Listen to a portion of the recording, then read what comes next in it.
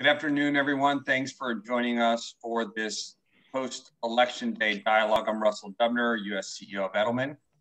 And I think we all realize we find ourselves, unsurprisingly, in an uncertain moment as the democratic process works its way to completion. And good thing is this is in many ways what we expected and what we prepared for. So today what we're going to be doing is talking a bit about what happens next.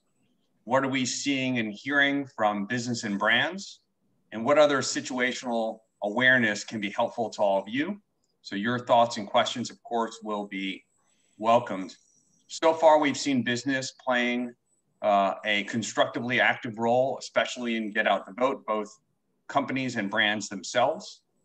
We've also seen business encouraging civic action overall, participating in as poll workers and alike. And we've also seen business advocating for the appropriate free and fair elections through the Civic Alliance and alike. Some of you might have seen this, but I want to give you a very quick summary of some research we did last week in anticipation of having an unclear or contested election for some period and what those findings were. In essence, 70% of large company employees were saying they expected leaders and companies to be ready to respond. 18 to 34-year-olds, 80% of them had that high expectation. So a very clear mandate for business to be ready to say something, especially within their four walls. What that is, for sure, it's not about the outcome, more so about the process. What was also clear is that the stakes are high amongst your employees, that nearly 50% of employees 18 to 34 would protest in the workplace in some way if they, quote unquote, disapprove of the handling by their company leaders. Conversely, nearly 50% of employees would advocate on behalf of a company that they believe handles this well. The biggest question is, where is that line in public statements where 65% of the general population is saying, business, be careful about what your lane is? So that's a quick snapshot of the context of this discussion, of course, where we are right now in the election. But before we get into that, I'm going to turn it over to Richard Edelman to share his perspective. So I have a few thoughts as we wait for the outcome of the election. The first is we're going to have a period of stasis that could last as long as 80 days. That's an information void that we need to fill with quality information. So speak to your teams, give them quality information, correct this information. Second, I believe that CEOs need to be the chief do officer to do tangible things, particularly in headquarters markets regarding COVID, education, public safety. Also, I think CEOs have to act together in insisting on a proper process and resolution of the election, that they need to actually join together in a public manner. Third, brands have a very important and special role to play in the coming weeks. The holiday season is going to be simply bizarre. Family can't even come together because of COVID. We need brands to show our way to a better future. There is no validity to being quiet and being silent as a brand. Brands are partners in our life. We need you now more than ever. Fourth, business has to keep pedal to the metal on diversity and inclusion. We have to have public actions that stimulate followership, specifically, for example, to pledge, as we have done, to double our purchases from minority-owned businesses, not to wait for protests to make change, but to actually live our mission, vision, and values. We earn trust as brands by doing, not just passing with advertising. Fifth, our employees need to be enabled to be civically engaged. We have to give them the time. We have to give them the money to support pro bono causes. And our executives, our top executives, should lead the way by joining boards. And we also have to make sure that our people are looking out for one another. This is a time for self-care, to recognize the level of anxiety, not just from the election, but from lockdown, from COVID, et cetera. Take time for ourselves, encourage people to take time off, et cetera, for the holidays. You know, I spoke to our team today, and I said the thing that most called to my mind was Abraham Lincoln's first inaugural address. And if you'll give me leave, just for reading a couple of lines, quote, He said at the end of his address, "We are not enemies, but friends. We must not be enemies. Though passion may have strained, it must break our bonds of affection. But the mystic chords of memory stretching from every battlefield and patriot grave to every living heart and hearthstone all over this broad land will yet swell the chorus of the Union when again touched, as surely they will be, by the better angels of our nature. Our democracy is strong. Our will to do well and do good is unmatched. We will get through this together." Thank you. Thank you, Richard and Russell, for opening that up. My name is Aaron McLear. I'm the U.S. Chair of Public Affairs. And we wanted to get into really two things today before we open it up for questions. The first is sort of what's happening. And the second is what should we do about it, just to oversimplify. Just in the last 6 minutes since we opened the call, just to give you a sense of how quickly things are moving, we had Senator Collins declare victory and her opponent concede in Maine in a U.S. Senate race. And we had CNN call Wisconsin for Vice President Biden and the Trump campaign say that they are— Because I'm on this other call. And the Trump campaign saying that they are going to call for a recount there. So things are moving very quickly. And we wanted to sort of get into what we know for now. We know that we have several states that are still counting, about a half dozen swing states in the presidential race, and those include a couple states that will decide the U.S. Senate. So with us right now is Ben Ginsberg, who is live from the set of CNN. So if he has to hop for a few minutes and do a live shot, you can turn us off and turn the TV on to hear his analysis.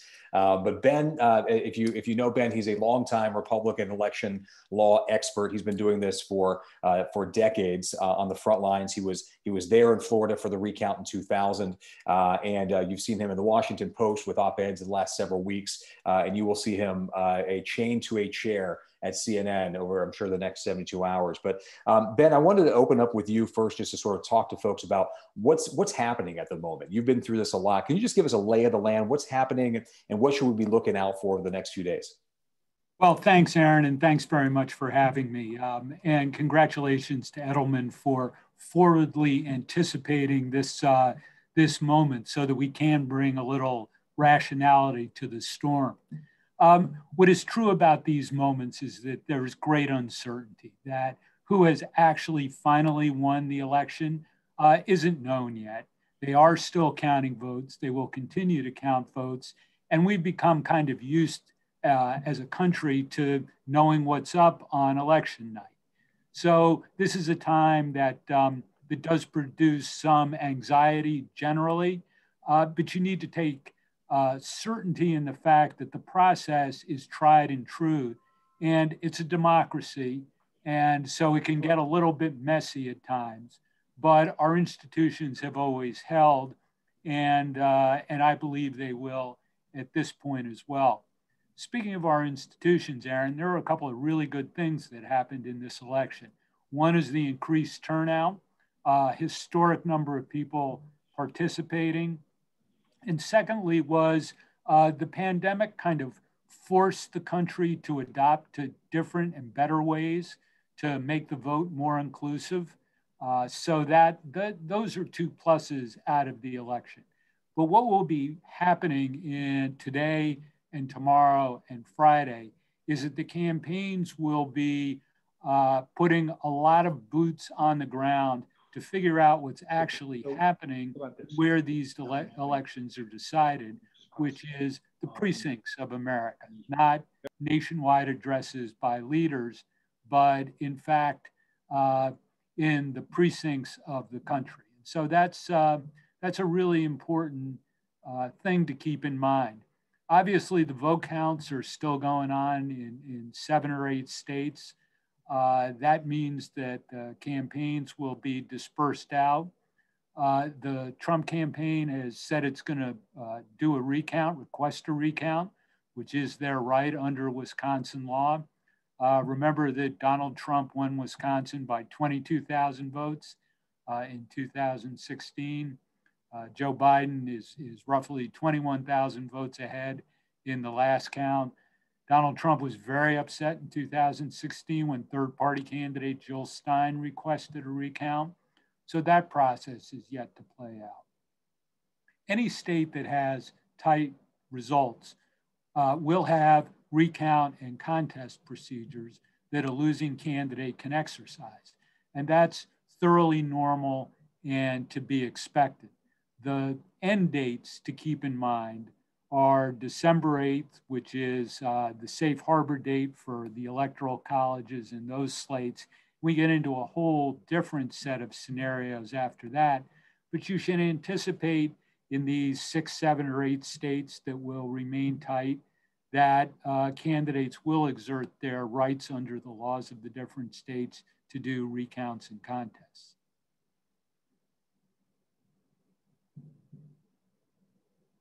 Ben, do you have a sense with this initial vote count that we're going through right now, do you have a sense when that is going to wrap up? And of course, if it's too close to call, it could automatically go to a recount. There could be calls for a recount. But do you have a sense of with the states that are outstanding right now, when we will have a sense of who won Wisconsin, Pennsylvania, Michigan, and others? Well, that will vary according to the laws of the different states. And a couple of them, Pennsylvania and North Carolina, have extended times for which absentee ballots postmarked on election day can be excuse me, received. So if the margin is close enough, it's going to be until at least Friday, if not later, in Pennsylvania, and the same with North Carolina. Most states, I think all the states will get their initial counts done by Friday or Saturday. So I think that's the short-term timing. Okay, and we already know one state, there's a call for a recount. What happens after that, Ben? If one candidate or the other, keep in mind we have about half blue and half red states right now, right, where it's outstanding. So I think either side could be predicted to do something with that. If they call for a recount, can you just walk through like what's the process at that point? So if this thing is called, we think by the weekend in most of these states, we have the vote counts done, but then there are calls for a recount. What's the process from that point forward? Well, let's talk about the strategy each campaign will adapt in a recount. In a recount, generally, the campaign that's ahead will say the vote's over, it's final, strict interpretation of state rules so more ballots don't come in. The campaign that's behind will say lots of irregularities in the count. We need to get more votes in the process because that's the way trailing campaigns operate. As you said, there are some red states and some blue states where different candidates have the lead, which means that the tactics and heartfelt principled statements that a campaign will offer in one state may be kind of the opposite of what they offer in another state. And in the big global sense of things, the Trump campaign strategy in this election has been to make it more difficult to vote, to actually exclude certain groups of voters from participating. And the Biden campaign has been trying to expand the electorate. What that means in a recount situation is that the Biden campaign is likely to take a look at disqualified spoil ballots, undervotes and overvotes in a state and try and get more of them brought in on the theory that is their voters because they're newer voters who had problems with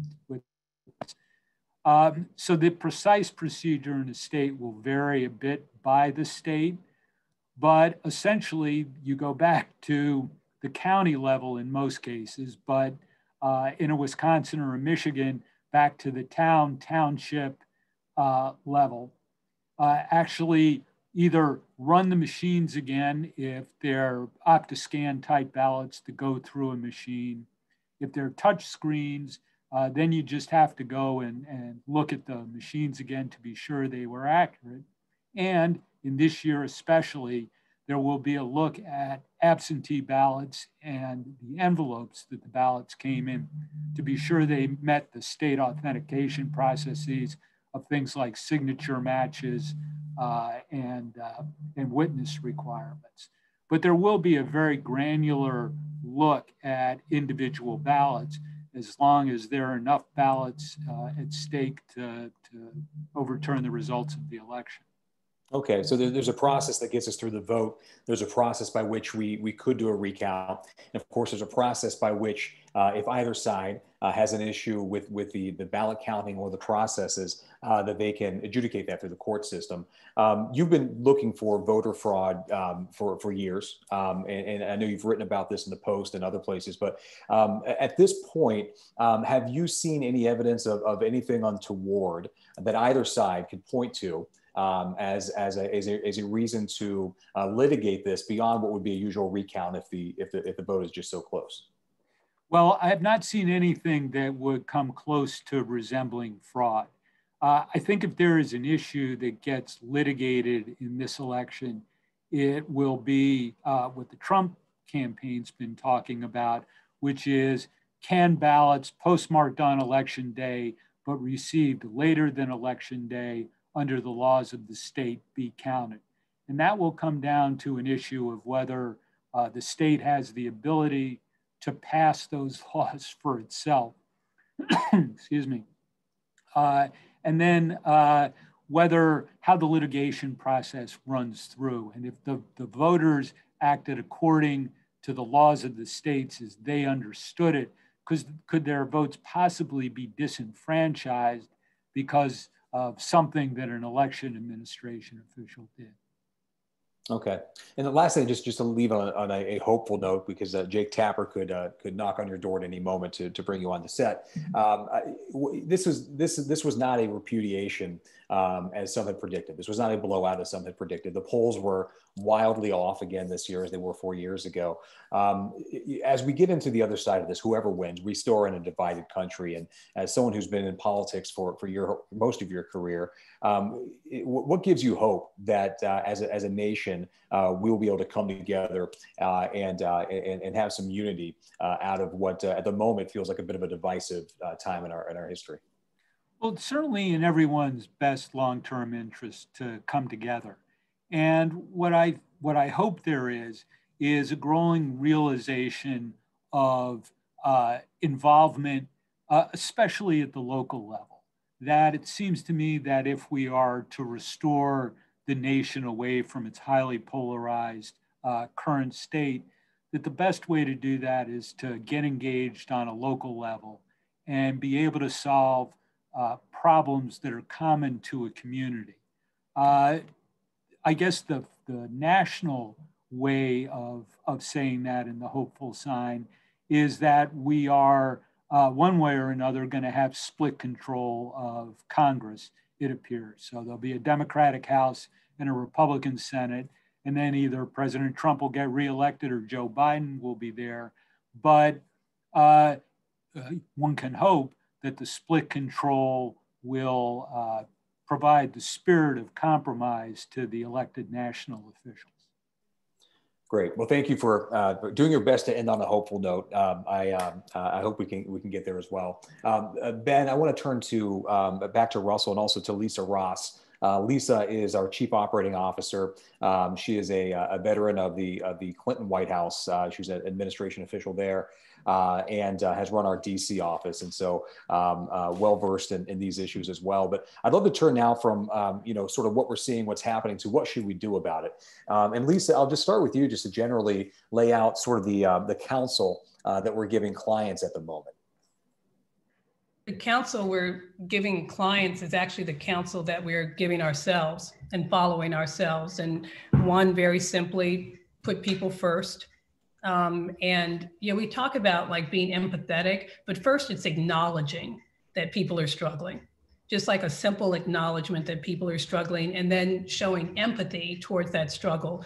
The other side of that is, and some may find this hard to believe, for some people, they actually are not struggling. This is not a big deal for them. This is part of what life is, and they sort of take it in stride. And so some feedback that we've gotten, and we've seen it in some of the research, ours and others, is that be careful not to put everybody in the same category, because people are different and they're in different places. But acknowledge the struggle and be empathetic to the struggle. The second thing is we increasingly are saying that our workplaces are like our Thanksgiving table. It's like where you want to break, you want to chill. You don't want to talk about politics. You don't want to talk about religion. You don't want to, you just don't want to get into anything that's really hard. And which is interesting, given that we are such activists and we want to talk about things, but the responsibility of business and particularly of CEOs, and it was funny, Russell and Richard have both talked about this, but Richard actually did this to us this morning. Like he put his arms around us and just was like, hey, this is tough, but we're going to be okay. Russell has done the same thing. And so it's not just business, but the particular role of CEOs is to show stability, to show empathy, and to acknowledge where people are. The other thing, and like it's the process and not the outcome, because based on what this looks like, 50% are going to be really happy with the outcome, but you've got another 48, 49, 47% of our electorate that's not going to be happy with the outcome. And so if we can focus on the process, and then that is incumbent upon business when they are creating narrative and talking about things to try to lift people up, talk about our democratic process, talk about how it works well, and try to lean into that side of it. And then, like as always, make sure that the information you provide is accurate, that it's fair and it's balanced. And I think as we talk about balance, the importance, and Richard and Russell, I think, talked about like diversity, equity, and inclusion. And part of what I think we are all struggling with is finding room for everyone to be at the table. But it's something that we find that we have to do, because in order to give our clients the best counsel that we possibly can, we have to have a little bit of everybody at the table developing that counsel. And so, and I think what we try to do, what we have to do for our clients, which is I've got to have people from different parties. I've got to have people of different races and ethnicities. I have to have people from different parts of the country to inform and make decisions. That's what we are required to do for our clients to make sure we're giving them the best counsel. And it's kind of what the nation has to do right now. That's great. Thank you, Lisa. And Russell, we'll go with political debate rules. Since she cited your name, we'll give you an opportunity to weigh in here. Any general thoughts beyond what Lisa said, but also you've been watching very closely what other CEOs and brands are saying over the past 24 hours. And so if you could give us any update on that, as well as just your general counsel before Richard, I'd love to hear your thoughts on that after Russell as well. So Russell? Yeah, sure. Thanks, Aaron. So I think the first thing that's interesting is if we look at the conversation coming from brands, first and foremost, it's down 70% from where we were at going into the Halloween moment. So brands are understandably recalibrating for a moment in time. We've seen one brand step out, probably out of step with the moment, and got hit pretty hard, stepped down. So I do think brands are looking to calibrate. Some are moving forward with their product launches and other announcements that they need to drive their business forward. And the question is really going to be, I think, as Richard mentioned, in what way can brands stand up as we go into this holiday season? What are the ways that they can imaginatively be helpful to their consumer or to their customer? And I think the same thing holds true what we're seeing from CEOs, or what are those ways that they're connecting with their employees first and foremost, and then some of their core customers. And by and large, we're seeing that CEOs are, for the moment, only speaking up collectively around supporting the process, not an outcome, and then connecting very deeply to their values and to where their employees are, and making sure that it has that representative perspective. And Richard, before turning it back to you, I want to remind folks, if you have a question, there is a Q&A box at the bottom of your screen. Please submit the questions there. We definitely want to address whatever issues that you all have, or if you're seeing things out in the marketplace that you want to share, we want to make sure to get to that. Richard, I guess same thing with you. What are you at the moment when we have this period of time where the outcome is going to be uncertain? What are the things that you think that the companies, CEOs, brands ought to be focused on during this time? So we're actually going into the holiday season, which is one like no other. People aren't actually going to be able to gather around the Thanksgiving table, nor are they going to travel to see the in-laws for Christmas because of COVID. There's a deep sense of loneliness, of kind of loss of purpose, of oh my God, here we go again. You know, I can put up with anything the first time, but I can't do it twice. And we have to buck these people up. And the way to do this is for my employer to do this. My employer is the most trusted institution in the world now. Trust has moved from top down to horizontal, now to local. And if that's the case, then the responsibility is on the CEO to give you all a collective hug, to give you the idea that somehow the institution does stand for my company values, vision, mission, and that we are going to act on those, that we're going to make sure that our communities do have actual health and safety standards, and that there is public transit, and that there is safe streets, and that we are in a certain way going to be the connective tissue for society for the next period of time. Because it's entirely possible that we could have a stasis that lasts until January. And so people dislike information voids, they dislike action voids, and yet that's maybe what's going to happen. So with all of the tumult that's going to happen on the government side, we have to be the stability, we have to be the force that makes sure that people can function, can actually do their lives in a normal way. We are the force for the world is okay. We're going to get through this, and we're confident every day. And that means frequency, and it also means attention, and it means cascading down the organization. So please, this is our time as communicators and marketers to step up, not to duck down. Great counsel, Richard. Thank you. Going back to Ben on more of the political front, and again, if you have questions, please, the bottom of your screen, the Q&A box, please ask them there. One question we're getting, Ben, and I'll ask you to put on your political hat, although that's not your profession as an attorney, but having been in this for a while and seen these elections on the front lines, the polls the last couple times around were way off. And I think a lot of people are struggling today with the result not being the expectation they had going into election night. Can you talk a little bit about what your thoughts on that, why they were so off? There clearly has been a lack of acknowledgement by most pollsters at what the real makeup of the country is. And they've just missed kind of the sample, the correct sample for the American public. You know, I think what that is really a reflection of how polarized the country is. And so I think you have to look at the results being wrong twice and see that there is sort of an undervaluing of hidden Trump voters, of people who, when they're called by a pollster, do not want to say they're for Trump because there is a bit of a cancel culture that they feel. I think it's a warning sign for American business as well, in terms of customer bases and employees, about the deep feelings often not expressed except at something like the polls in the most important elected governing decision we make. But it should be, I hope, a reflection on all of us as a country in the polls getting it wrong yet again. That's good. That's good insight, Ben. Thank you.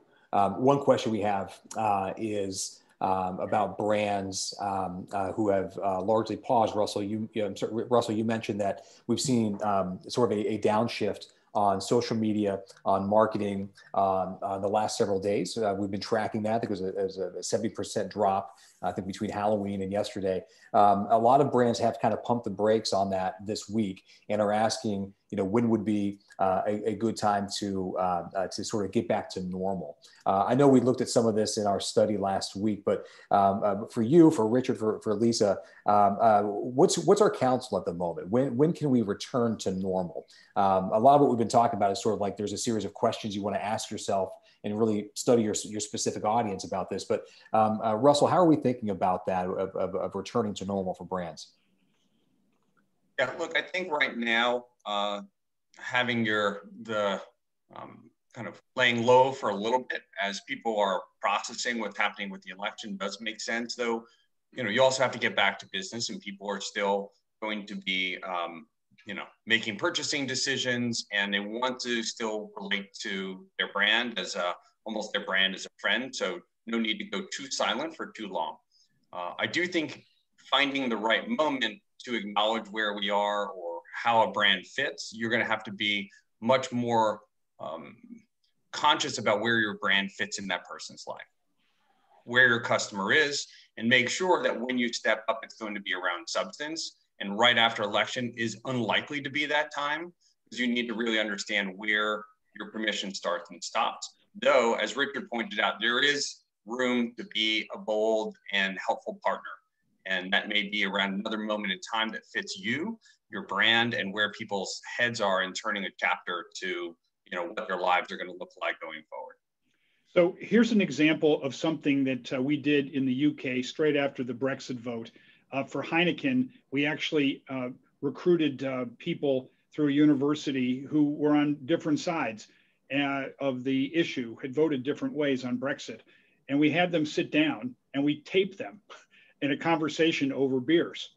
And they talked each for 10 minutes, and they started out pretty hostile. And then they got to a place where, what about your kids? And where are they in school? And how's it going? And we actually released this as a video about how we can come back together.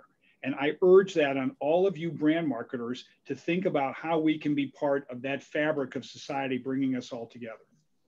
Richard, that's an example of part of what we started to talk about during COVID, that brands have to solve, not sell.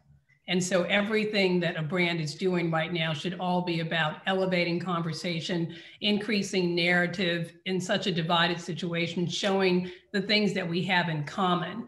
And when you talk about sort of returning to normalcy, social media is part of our normalcy. And so the more people start to do it, the more that starts to return us to normalcy. And then the last thing is, Ben and I have talked about this on the polls, and it's just like a bugaboo for me right now that we have gotten this wrong twice. I think the lesson for polling is the lesson for all of us. They have not kept up with their business model. Polling is the oldest measurement that we have, but we have changed as a people. We have changed in the way that we communicate and how we express ourselves. And I'm not sure that the business of polling has caught up with who and how we are right now. And I think that's why we keep missing. Lisa, I want to stick with that a little bit and address this to Richard, because we have another question that's related to that. Richard, a question we have is where does this leave with the level of trust in the media, given that the expectations were so off from reality? And what do you think the lesson is here for journalists? And just be careful, Ben Ginsberg started his career as a journalist, so please try to be kind about this criticism. If I'm forecasting to our January trust barometer, the media will continue to decline in trust because it's seen as politicized. In fact, the last week it is seen as sort of endorsing this idea of a blue wave. And some Republican friends of mine have said, in fact, people rebelled against that idea and they just decided to vote for Trump on that basis. They don't want to be, led. And I think we are in a place where increasingly companies are going to have to be their own media companies. They're going to have to speak directly to their employees and to their other constituents. And we're in a battle for truth, and there's no middle. And so, and also I believe that we're going to find that somebody's going to have to see something 5 to 6 times before he or she believes it in different places. So repetition leading to belief. Nobody believes something the first time you see it. And so media is in a bad spiral, and it's got to be moved to a place where also sort of negative attention isn't rewarded. Like, kids do whatever, and I'm sort of out of that phase, but Russell, you're right in it.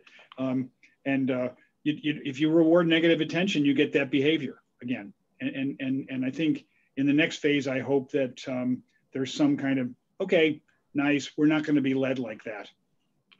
Yeah, and to your point about our trust barometer, I believe we're in the field as we speak, asking those very questions, and we'll have a report as we do every year in January about trust in institutions, including the media. A question we have here, and Lisa, I think perhaps this is something you talked about, but the approach to leading to bring people together, unity.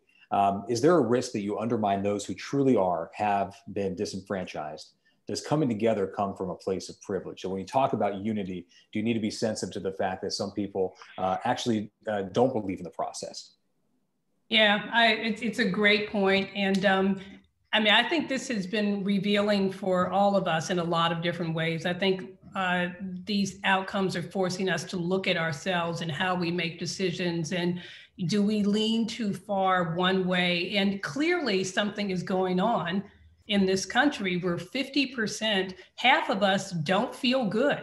Half of us don't feel like our voices are heard. Half of us don't feel that we matter. And what I think is really interesting is that, and we feel it on both sides.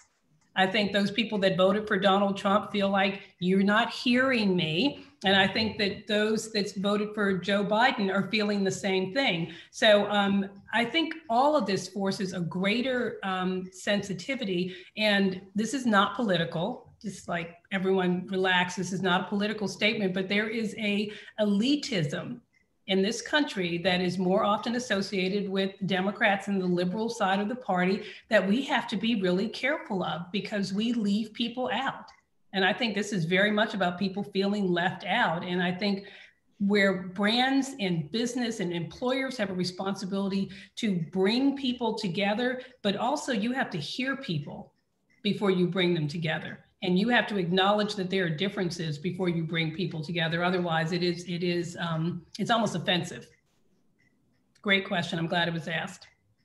Thank you, Lisa. We're coming to the end here. I think we've sort of exhausted most of the questions that folks have. But Ben, I would love to hear any final thoughts that you have. And if folks have any more questions, please keep them coming. But Ben, I think folks just want to know sort of like, what's the next 72 hours look like? When are we going to know an answer? You know, what's the 2-3 things people should sort of keep in mind at the moment?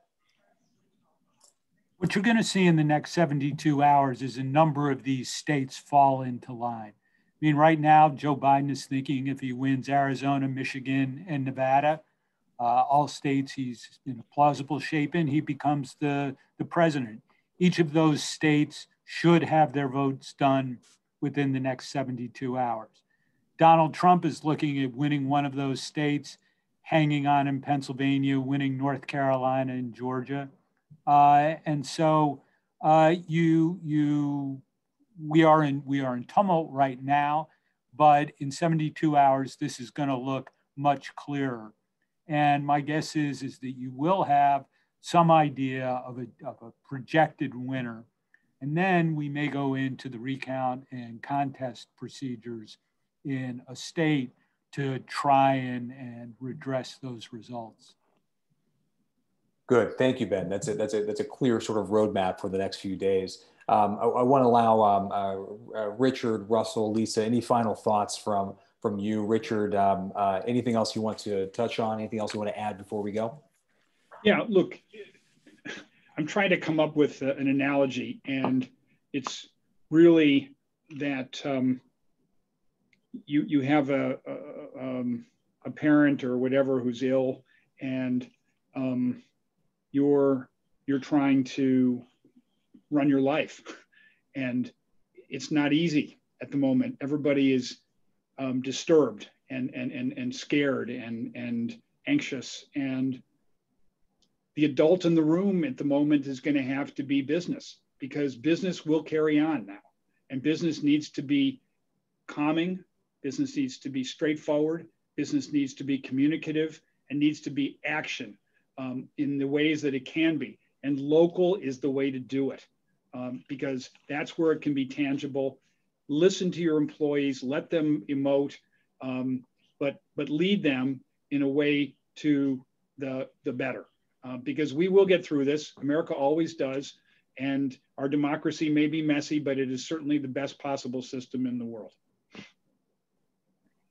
I would just say in closing, let's make sure we see the opportunity in this. see the opportunity to show your employees that you live your values, that you are, keeping pulse with them, you understand them, and that also living up to the expectations of brands. And we've seen that understanding and connecting with purpose is so important. So just remember, this moment that's so emotional for a lot of people is a moment for you to be able to authentically step up. So thank you all for the time. As things play out, we may regroup with those of you who can join us and share perspective on where we are and what we see going forward, and welcome any feedback or thoughts that you have along those lines or anecdotes you'd like to share with your peers. So thank you so much. Thank you, Ben, Aaron, Lisa, Richard. Bye all. Thanks, everybody.